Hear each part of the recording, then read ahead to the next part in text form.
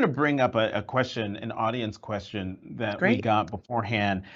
This is from Jerry Weinstein in New York. And you may have touched on this before, but given now that folks are up to speed, if they haven't read The Sum of Us, he asks, since you've written The Sum of Us, how has the narrative changed or reinforced your original hypothesis?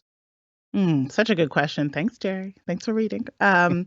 First, I should say that we really did the podcast in order for people who've never read the book, who don't know who I am, to really enjoy it for the stories. And it's sort of written, without reference to the book and really just as, these are these new stories. I'm discovering it in real time. And that's what makes it so fun, I think, to listen to.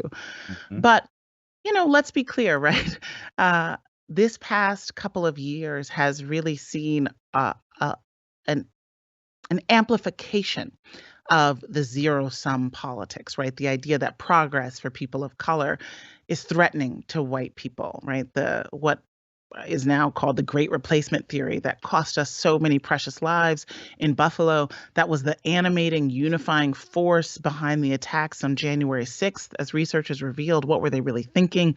It was that, basically this country was being stolen from people of color, from a multiracial coalition that elected Joe Biden, and they had to take it back. And so, in some ways, the terrible events of the past 2 years almost since the book came out have really reinforced the critique of the zero sum. But at the same time, I think we have got to tell stories that show people what we're supposed to be, right? Mm. Everything we believe comes from a story we've been told. And that's why I wanted to spend my time as a follow up to the book, really focusing on the hopeful part, on the positive examples of people overcoming their differences, overcoming their prejudices and assumptions to do the right thing. And it's rare, right? That's not what leads on the nightly news, as you know, Jonathan.